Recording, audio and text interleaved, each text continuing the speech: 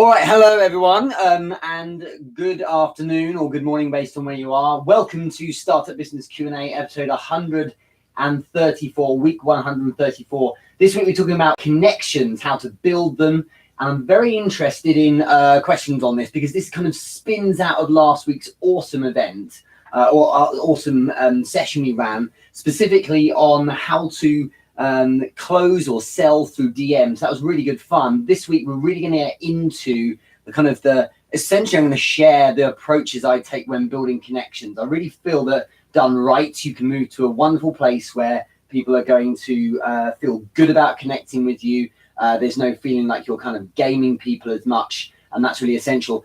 Wow, I sent out a question yesterday, I think it was yesterday afternoon, saying, share if you want to, you have a question or something like that, and it was really exciting. Good morning, Daniel. Yawn from you. Nice to see you here. Hi there, Patrick. F. Scott File as well. Nice to see you. Everyone jumping in on Instagram too. Great to have you here as well. I'm just going to share a bit and make sure you're online everywhere else. Shout out to the podcast if you're watching. Make sure you are also putting in here if you're hashtag Team Live or hashtag Team Replay. And hi, Diana from Melbourne. Hello, Connection Homes. Hello, Lampstand Music and Flower in the Universe 8. James Perry, you're here. Nice to see you too. Wow, there's a lot of people jumping in already. That's marvelous. So there's questions here from all types of platforms. It's quite exciting. And I think whilst people are jumping on here, I think what we're really interested in is that people are asking about not just how to build those first connections, but also how to actually kind of manage them and bring people in, but also keep them there as well. So kind of keep those connections warm too. So if you have any questions on building connections, then do put them in there straight away, and we will jump in straight away. Russ Avery, nice to see you too. Thanks very much. James and Russ, it's good to have some people from the UK here. That's marvellous. And Jerry Bustos joining as well. Let us know where you're watching from. So what city are you in? I'm just looking at my board over here because we've got a lot of cities. We're going to be touring a bit with Entrepreneur Business Live for the rest of this half of the year. So we've got London on the 19th of March. Give us a thumbs up or a heart if you can make it. So London, 13th of March. That's WeWork 15 Bishopsgate. Toronto, 27th of March. All details are on my website, therichardmoore.com. Barcelona, 3rd of April. 3rd of April is going to be the 4th. It's changed, the 3rd. London will be also in April. We've got one every month. New York City, we are returning in May with Max Mirho. And it looks like Mark Mitri said yes in principle. So hopefully it'll be good to see him there as well. London again in May. I'm just looking over here. Melbourne, Australia. Shout out to Team Diana, Tima, and Christina, thank you for working with me on that. We're looking for a date, probably back end of May. And San Francisco, I'm coming for you in June as well. Very, very excited about that too. So it's non-stop. Zach Houston, wow, that's like 3 people from the UK watching on Facebook. So marvelous. Let's get into questions. Number 1, in fact, she's on Instagram right now. From Diana how did you tell me how to say it? Nguyen, is that right? Is that right, Diana? Diana Nguyen. And I believe you're going to be posting a video with us soon. And yes, I was singing momentarily with Diana in her video that she recorded. So look out for that if you really must. Her question is, how do I make more friends in Instagram? Everyone watching on Instagram, go to being.diana and add a follow her. There you go, Diana. You've made a load of new friends, hopefully. I do think that there's a certain way in which I've found I've got a lot of inbound people interested in kind of following me, and really working the hashtag game in Instagram in 2 particular ways. So this is your practical note-taking moment. If you're on Instagram, this is how I do it. With hashtags, okay? So number 1 is each day I put hashtags relevant to my space onto Instagram in the search. So I'm not necessarily searching for entrepreneur because, that's just too broad. I'm looking for things that describe what I do. So what I'm talking about there is things like social selling, okay? Or entrepreneur events and things like that. Hello, Michelle. Nice to see you here as well. And by searching for those hashtags, I can find people and interesting areas of focus within that space. And those engaging are the ones, of course, that I want to kind of DM and start connections with. The second way I use hashtags is, and this is for you, Diana, specifically, if you're using Instagram stories, this is the game I have. So sure, I post on Instagram, and that's about once a day. But the real game, for me at least, in Instagram is in stories. Stories are what people really get into, and you have hundreds of people watching them. Here's what you do. With stories, you shoot your story. Diana, you've jumped over to Facebook now, so thank you for watching there as well. Carolina, nice to see you too. On stories in Instagram, when you're about to post a story, so I take a video of myself saying something interesting, or like shooting a photo or something like that, and I might put some text on or GIFs or whatever. Fine. Do your stories the way you do your stories, so they're compelling to people. But I will also post, so I tap the middle of the screen so it brings up the text. Okay, David Potts, hello, nice for joining, to see you here. I bring up the text thing so I can just type, and I hashtag, load of hashtags, like I would in a comment after posting a post on Instagram. But for the story, I spam, not a spam, I augment, let's use that word. I augment my story with a load of hashtags. So I write the text, loving being at VidCon is the text. Then put the position of text wherever it might be on the story. And then I go text again, hashtag VidCon. Make sure that the underline comes up, otherwise the hashtag doesn't work. Hashtag, Richard Moore or whatever, but hashtag event, hashtag startups, hashtag marketing event, all of those things. Now, what's the problem with doing that? Your story now is covered with all that text.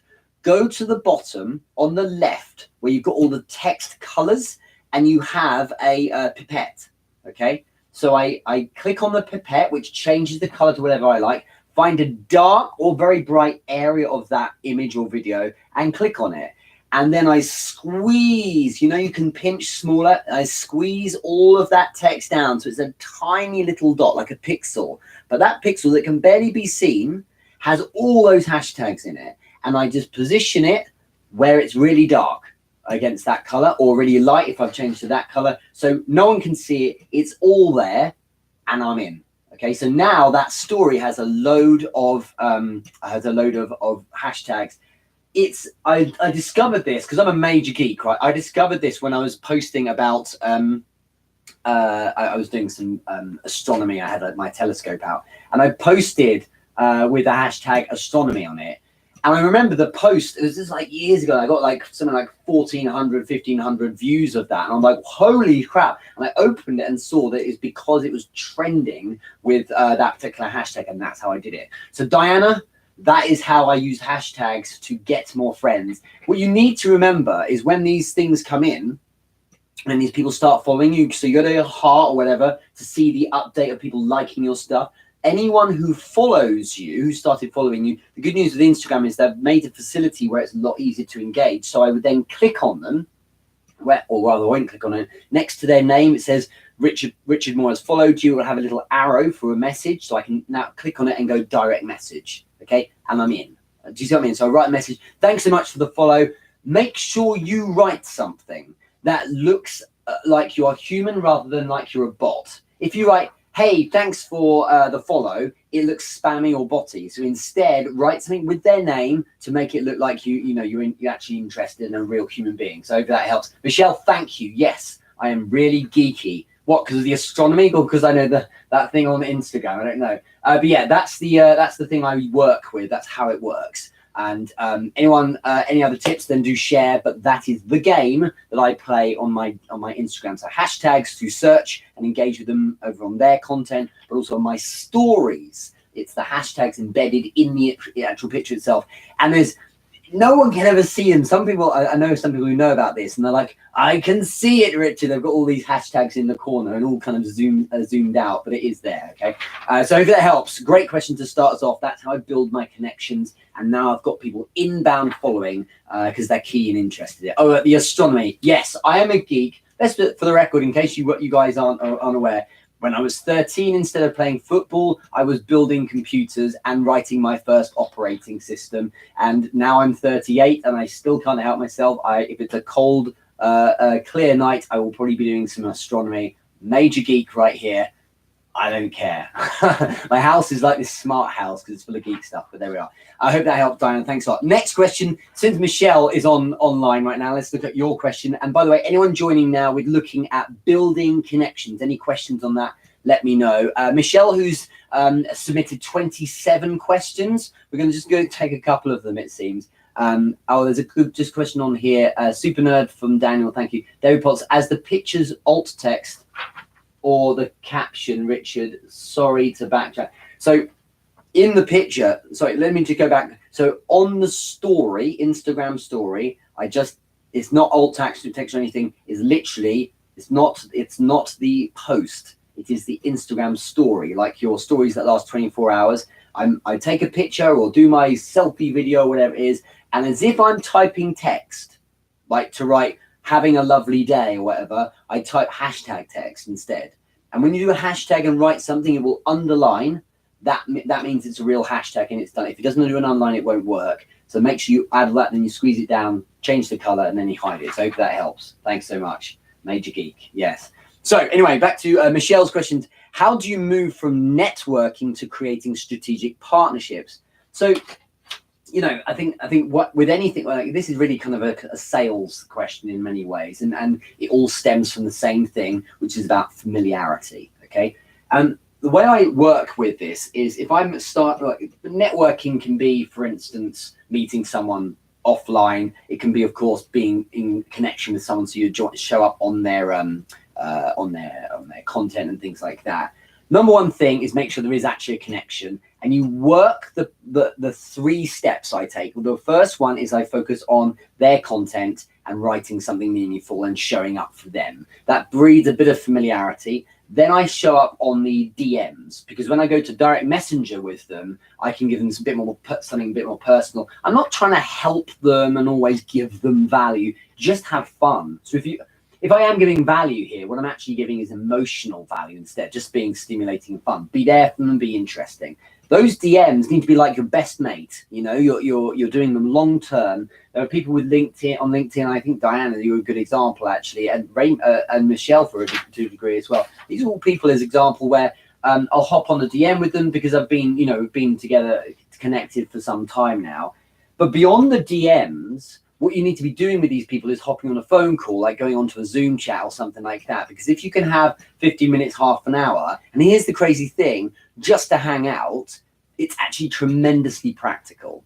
And it seems weird that you might spend your business day spending 15, 20 minutes just having a laugh with someone, but it's really practical if it's the right connections. Because those connections are, if they're phenomenal people, it makes a lot of sense, because now you are validating and confirming that this connection is a really strong one. It's a legitimate one because you're putting a bit of effort in beyond just DMs. And as humans, that kind of social interaction really bonds things together.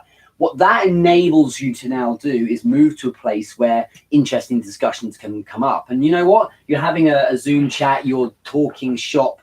Of course, then there's an opportunity to talk about partnerships. And of course, it's the classic thing. If you're going to build a partnership with someone, make sure that they're getting way more in return than you are. I was on the phone call with someone a bit earlier today. Hopefully he will see me because I think he's going to watch this later. And the idea is the deal we did this morning was, there's things he's doing for us, but at the same time, there's things I'm doing for them. And a huge amount in return is the main thing. Shay Dawkins, nice to see you. Jason White, nice to see you as well. Thanks for joining in. But I think that's so important. Make sure, of course, when you're building the partnership and offering something, that you're going to give them outrageously more, at least the perception for them is the case, in return. And, you end up in an exciting place now where they're keen to work with you. I think it's worth adding here that in 2019, with all of the things that people are able to provide, there's such a barter economy that's back in business. And I really think it's important to try these things out. A lot of the work I do with people, it's not about exchanging money, it's about exchanging value. Someone's helping me with this thing, and in return, I'm helping with that thing, for instance, and that really makes a big difference. That's how I work there. So my networking, that just to recap, so I would show up on their content lots so that I'm becoming familiar. Then that enables me to legitimately send direct messages. And in fact, that's when I now connect with them as well. I don't do it immediately. I do it after having validated myself through being interested in them.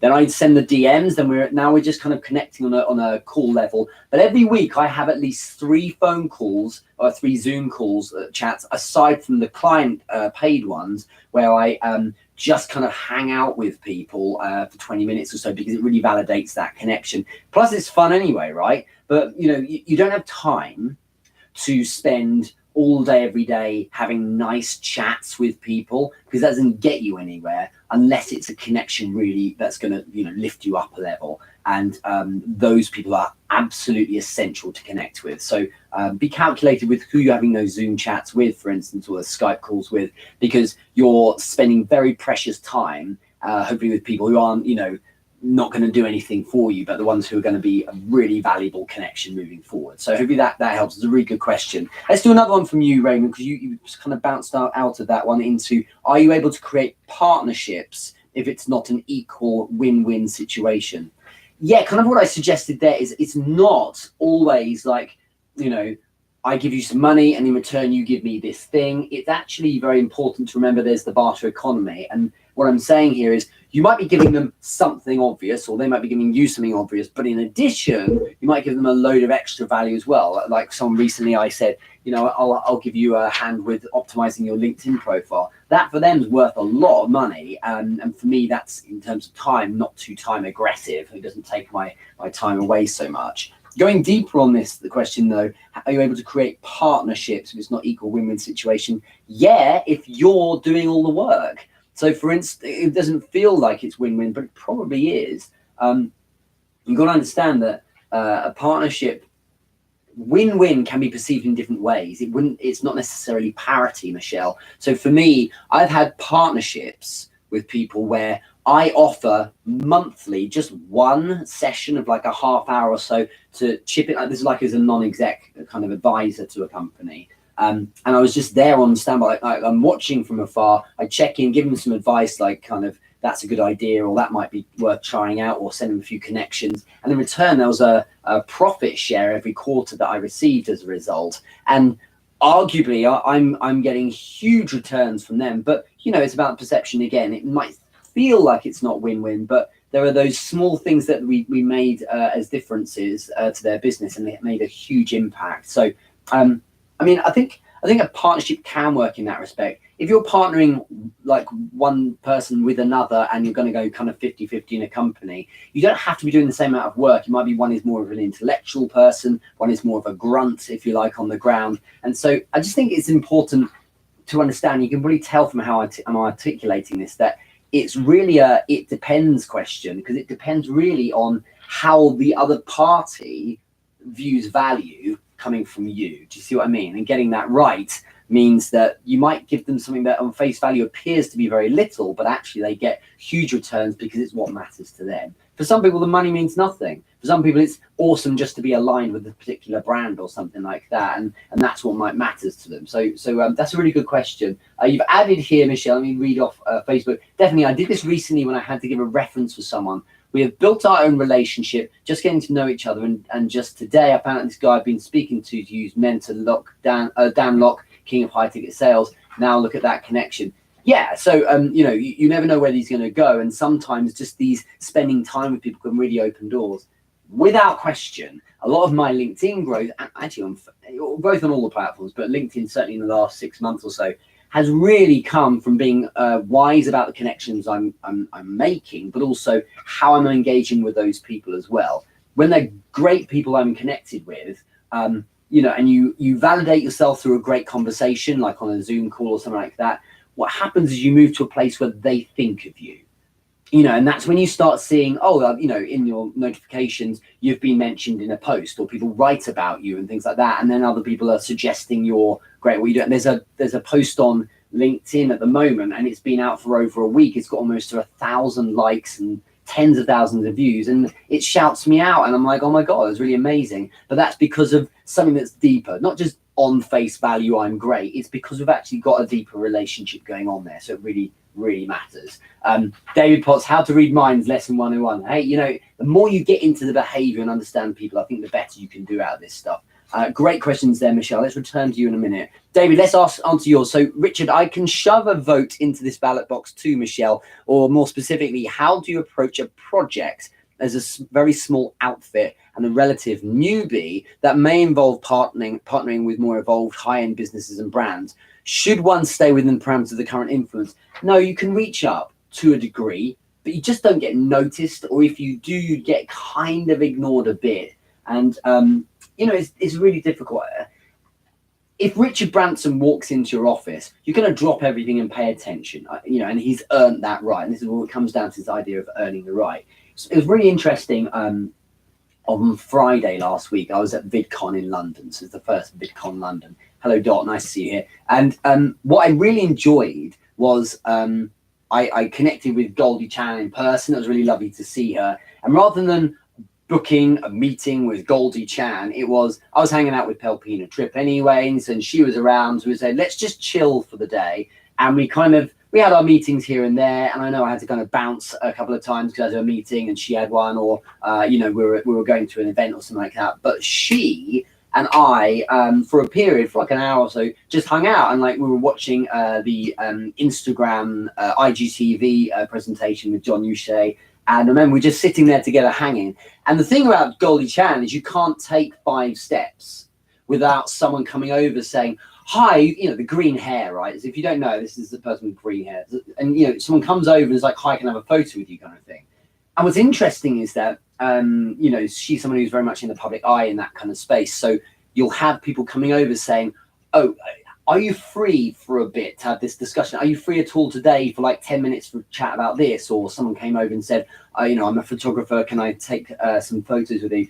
And you can see the triage happening there. What's happening is she's like, I've got my headline meetings that with the companies I cannot miss that I need to be speaking with. Then I've got the people who've maybe paid to meet me. And then, you know, that you work your way down. There's nothing against people. It's just there's only so much time you can do, right? So many things you can do in a certain amount of time. And I get it. And it's like, you know, you can't spend time with everyone. So what I'm saying here, David, is if you reach up too high, you're just not going to get the reaction you want, because a lot of people just don't really, you know, they're not really kind of be able to spend the time with you. But you can definitely nudge a level above you. I think that really works. And so I think, obviously, as usual, you've got to show up for them first. Get into things like their, you know, into their content. Write them a DM based on something interesting they've done. Some really big people I've got into simply because I spent time around their ecosystem rather than hoping they'll just come to me. It's all about putting out a bit. People talk about give value, and it's a very cute phrase now, but what it really means is give either intellectual value or give emotional value. So you spend a bit of time not making them laugh or anything, but you actually just spend time engaging with these people. And that might be, you know, you're just being stimulating. You're asking them about their day, something like that. Dot Leung, who's we're doing Barcelona on the 3rd of April together.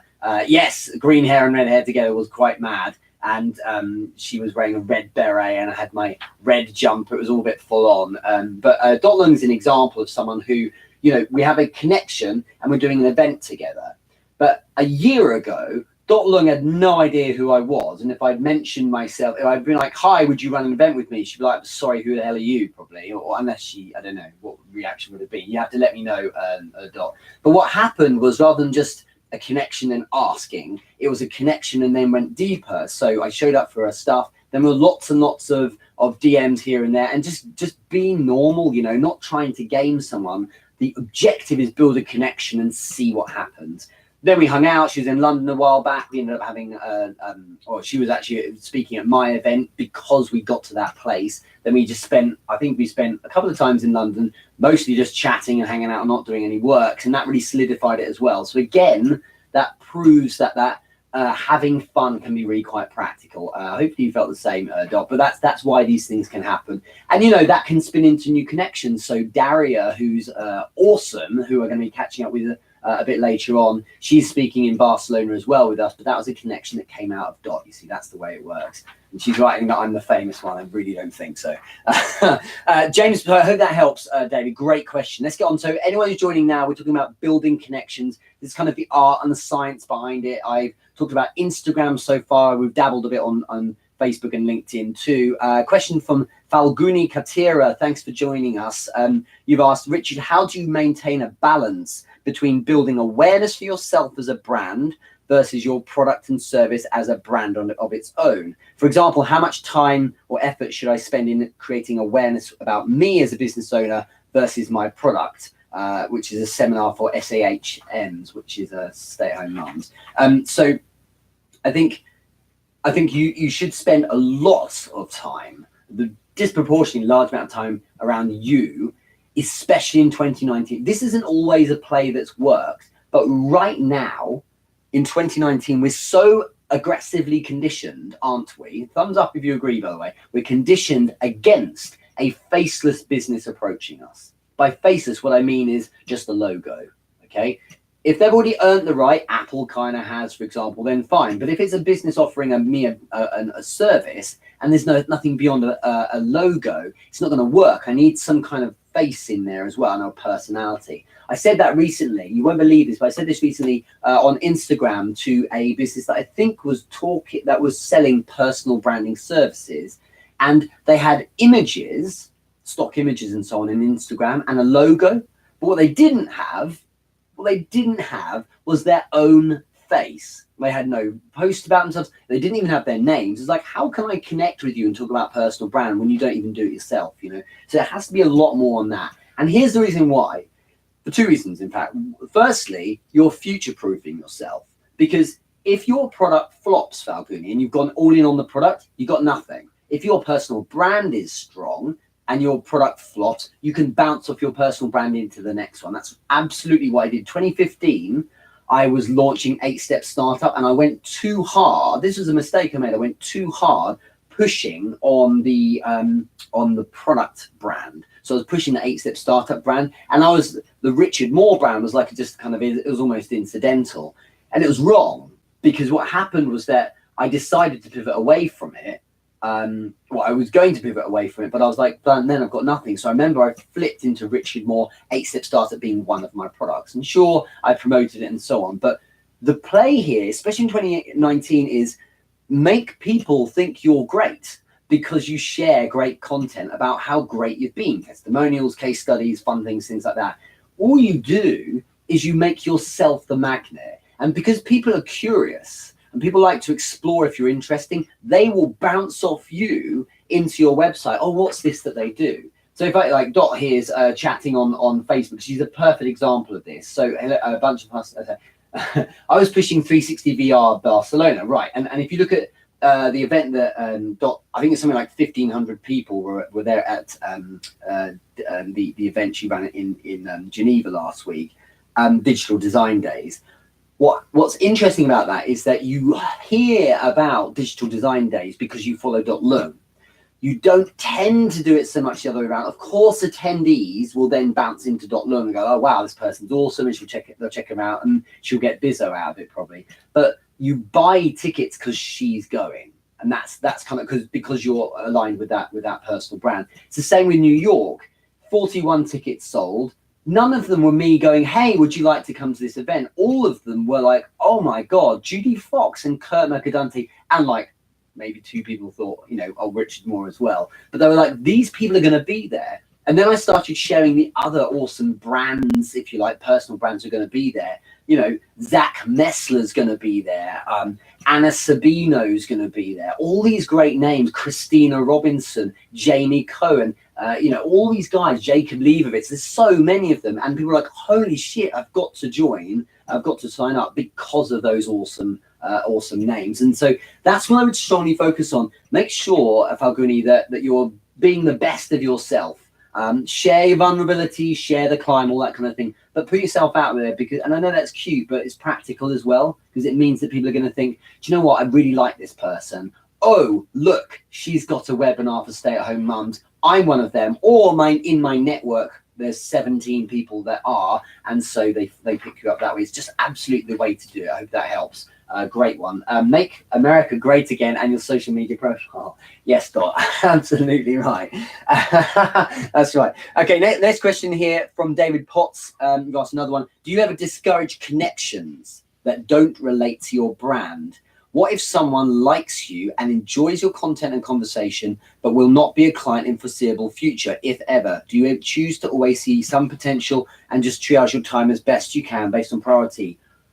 David, this is fundamental. If anyone's going to dare take notes during the podcast, YouTube, LinkedIn, I might have to make this into a LinkedIn video, Facebook or Instagram. This is such an important point. If a connection you have is not an obvious buyer, if it's not an obvious buyer, it doesn't mean you ditch them. You are missing one of the vital parts about social media and about networks. The most vital part is that it is not about one singular connection. That connection represents their network as well. Their connection represents the network as well.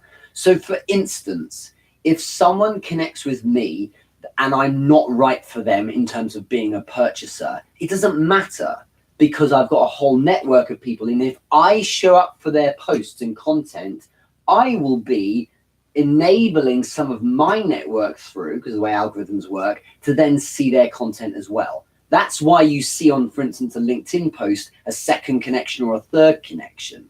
Okay. So what happens is, you know, it might be that my 8,400 network of 8,400 is mostly people who don't buy that person's product, but 72 of them are relevant. And of the 72, 9 quite like this guy's stuff, and then they connect with that as well.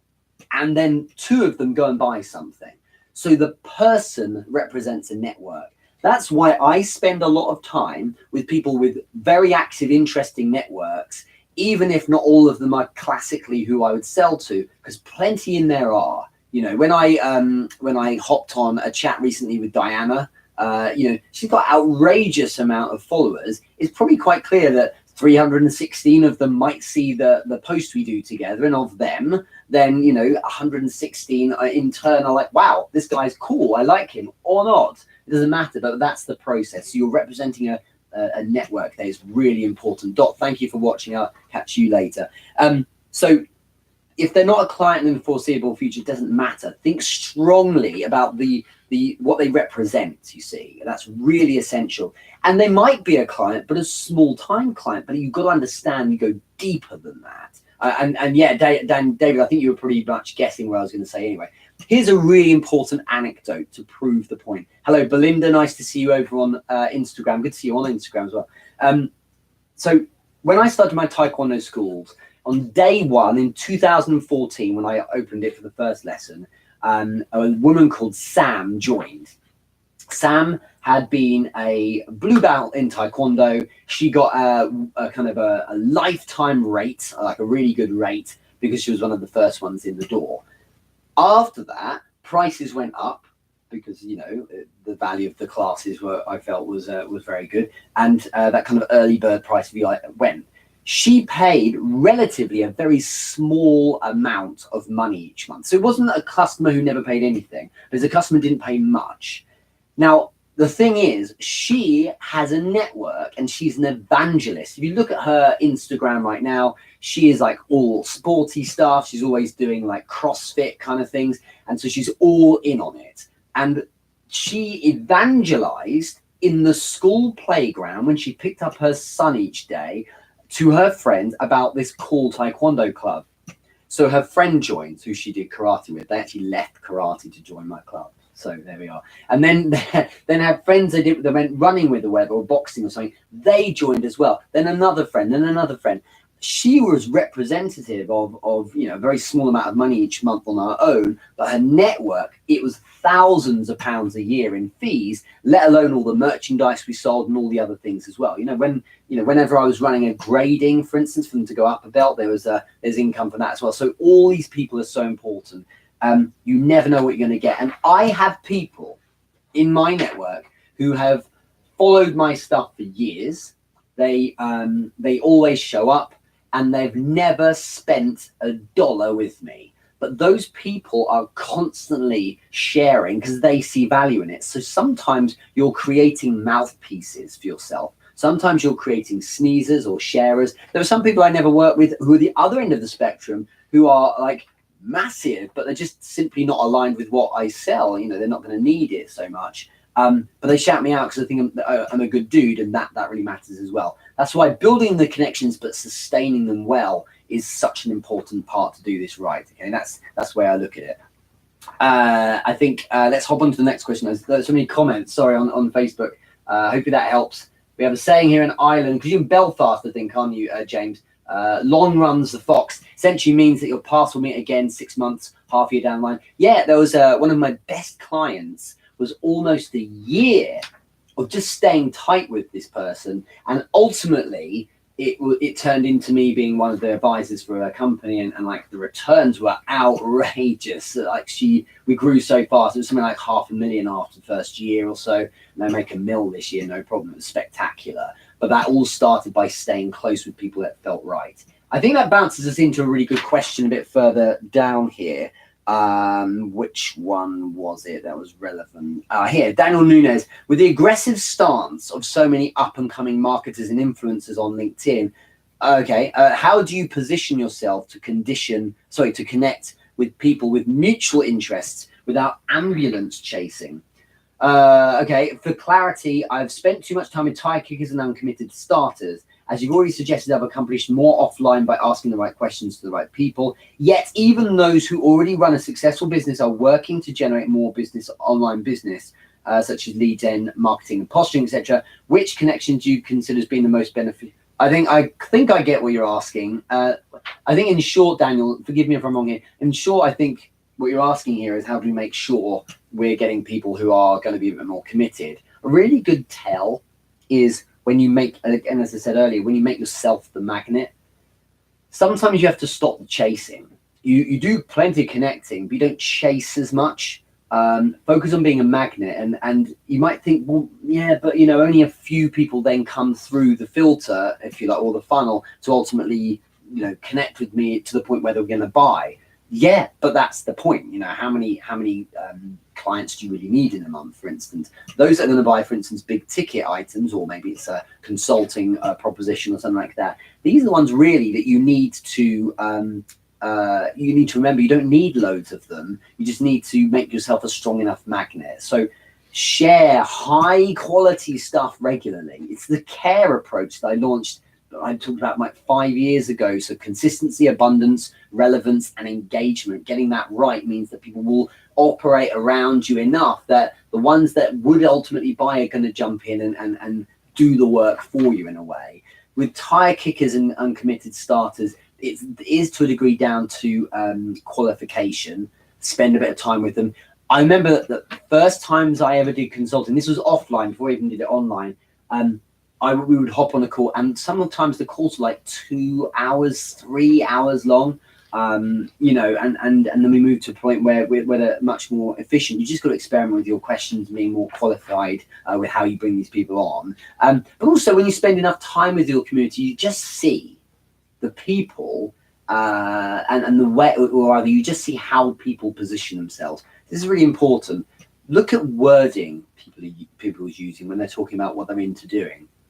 So if they're outwardly projecting that they're keen to build something, a lot of people will talk about how they have great intentions, and great intentions are all noble, but they are a great example of people to worry about. When people say things like, I'm going to, or I plan to, or I hope to, or I saw something the other day saying, later this year, I'm going to do this. Unless there's an amazing reason why they are deferring things, they really aren't the people to work with. And it's crazy because it seems like those people are ambitious and pumped. But typically speaking, a lot of people don't talk, like high-end clients, I find, they don't talk about things they're going to do. They just do them.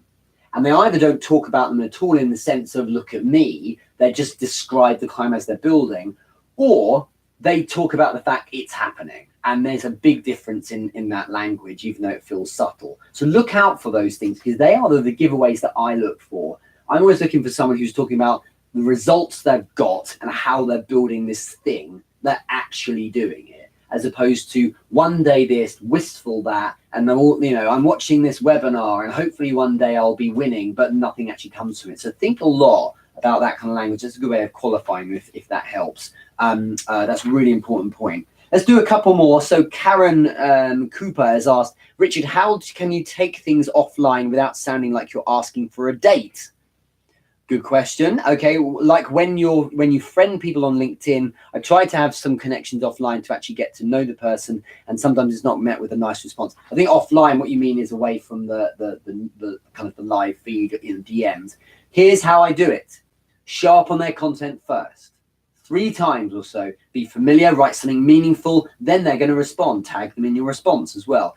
Do a few of them, they'll start responding. Now you then move to send the connect or add friend, the friend request or connect button gets pressed, and there's a DM sent. Hi John, great to we've been engaging in your content. Would be great to connect, and so that validates the connection in the first place.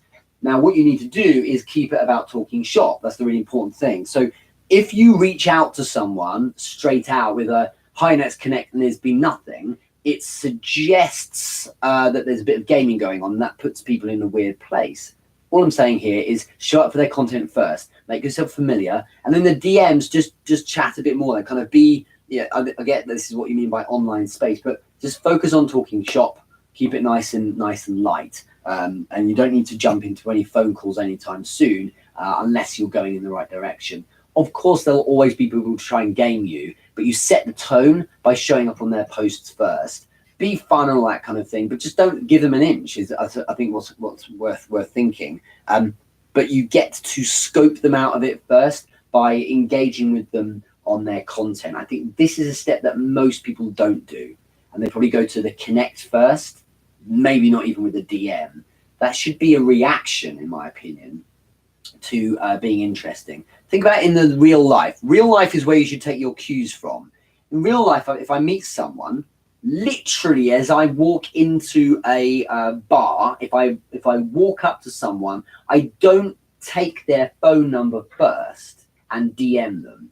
I chat with them and engage first, right? If I engage first and build a bit of a interesting rapport relationship, I'm now in a position where I can validate taking a phone number, and then we can talk further, maybe in DMs or whatever. Do you see what I mean? So I think it's the same here. Build that kind of platform for the connection first through their content if you can, and then take it from there. I think that's a really strong way of doing it. Some people don't have content. I think a lot of you are going to be saying, but what you can do is show up on other third-party content and maybe mention that person. Say, I saw that this person does this thing in this profile, and then bring them in. I think there's enough people out there who are active. You might as well focus on those that produce content, because they're either going to be great connections to help build you up, or they're going to be people who maybe are, potential customers of yours, but also who produce content. So it's a nice kind of place to inhabit to start with. Let's do one more question. James Perry, the art of the follow-up and how to maintain your network. And I think that kind of draws in what I just said in the last session. The last question is, the art of the follow-up should be, as in after you've connected with someone or asked for something, should be straight away. But here's, again, I'm talking about 2019 a lot. As a practitioner on the front line, these are things that work. Right now, if you are going to message someone, a direct message, use voice. It's so massively unique that no one uses it. And when you throw voice in, I had one the other day and someone said, wow, and literally their first response back was, wow, I feel like I really know you really well, Richard. That's an amazing thing to receive a voice message. It's the first one I've ever received, someone said to me yesterday. And like doing it that way means they get to feel like who you really are. There's that familiarity there as well. So use voice messages. That's a really good way of following up. And straight after a meeting or a connection or something, I would always ping a voice message over saying something like, thanks so much. Great to speak to you today. Hope you have a great day. And maybe if there was a little joke or something, throw that in as well, because it makes things a bit more interesting. But that's just definitely the way to do things. Focus on keeping them warm, like, and not entertain, but, you know, be an interesting person on the DMs. Honestly, it's not difficult. It's about time spent on the pitch. If you spend enough time practicing this by DMing people all the time, it becomes very, very, very simple. You're just socializing, and it's wildly practical. So practical. I really feel that helps for me. Belinda, you just put on here on Instagram, I've had the exact same response from voice messages, speed rapport building. And here's the crazy thing. Voice messages are so much faster to send out than texting away. Plus the tonality comes through. You really can say what you mean. And you get it wrong, just slide across, it will delete it, try again. But my goodness, like, if you get so much traction that way. It's a really important way to do it. Okay, so use messages that are voice. That really helps. How to maintain your network, that's what I'm doing. I was walking back home this morning after dropping my daughter off at nursery. And I've got all these messages, and it's banging out. I'm just banging out voice messages. Thanks so much for that. Really great to hear from you. And then maybe an instruction if it's someone in the team or something like that. Working through them, but with voice. I don't have to type away, crashing into lampposts and things. I can enjoy my day. I can look around, but voice is so much more efficient. I can get my points across, and I can do so well there. Validate these connections with voice messages. Those DMs are going to kind of spin into really exciting opportunities, and then you can talk more about, you know, jumping on a call or something like that. I dare you as well. I dare you, because a lot of people don't do this. Look at setting yourself KPIs each week, you know, a key performance indicator. Things like, you know what, I'm going to have 3 voice chat Skype calls or Zoom calls with new connections I've made that I'm doing DMs with. And make use of those tiny bits of dead time. If you're waiting for the kettle to boil whilst you're about to have a coffee, that's 4 minutes where you could spend it just sending some voice messages. It's 1 text message, or it's 4 or 5 voice messages. You can get so much more out there. So I'd strongly suggest that. We can go all night. So thank you very much. But I think there's enough questions there to start with. How long? It's about an hour now. Yeah, it is. So thank you to Diana, Daniel, Michelle, David, Falguni, James, and Karen. Oh, there's one more from David Broom. I said I'd answer his question. David Broom as well, who I think's here, is up in Scotland at the moment. How effectively can you build a network on LinkedIn without regular engagement? Let's finish on this one. Without regular engagement, building a network is much harder. I think we need to know what we mean by engagement. Engagement doesn't mean necessarily content. I'm going to take it as meaning engagement regularly with people who are actually there. So DMs and voice messages and so on, like we just described. I would say and I don't know your position here exactly, David, nor I don't understand all of these the kind of the minutiae. I'm taking the question at face value. I would strongly suggest that what this question is really saying is, how do I get a strong network without putting much work in? Okay, it needs to be better than this. Okay, what we need to be doing is saying, right, if we want a strong network, we have to put the effort in. Someone asked me yesterday, I had a message on LinkedIn. What was the exact wording? What you seem to be doing really well effortlessly on LinkedIn. What's your secret? I said it may look effortless. It really isn't. I said, firstly, I work my face off. And the second thing is, it's all about spending mad amounts of time in the actual, in the community building itself. So for every 5 minutes or 10 minutes I spend throwing content up, it's an hour spent engaging with individuals on LinkedIn and on the other platforms as well. The DM game is huge, because that's where people are like, oh, you know, it's nice. We've got a bit more of a connection here rather than just, you know, I show up for his content and that's it. Sure, I answer their points and I write meaningful comments back to them in the comments they put into my content.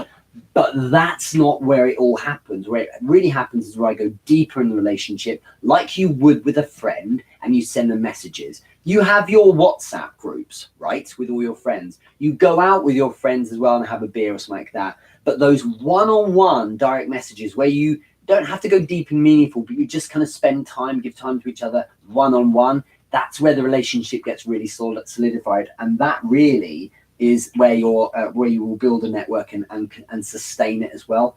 And without regular engagement, David, you'll only not do as well as you might. I've experimented with so much stuff. I've experimented as well with leaving it all alone for a bit so that I can speak with authority on this. And it just screws you completely. You drop off the radar very quick.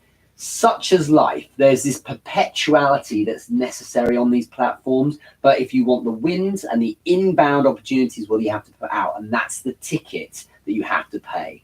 Thank you so much, everyone, for joining. I really loved it today. I am interested, by the way, so please put in the comments underneath in what theme you'd like for next week for episode 135. But thank you so much for everyone who's joined in. It'd be amazing fun. Give us a thumbs up or a heart if you've enjoyed this, and I'll catch you all really soon. If you're not following me on Instagram, do so. If you're not subscribing and hitting the old bell on LinkedIn, please do. If you're listening on SoundCloud, make sure you subscribe, and also on Facebook as well. Please make sure you're following the page too, also called Richard Moore. Best wishes to everyone. Have a wonderful week, and I'll catch you later. Cheerio. Instagram, bye-bye, Facebook, and see you later. Podcast and YouTube.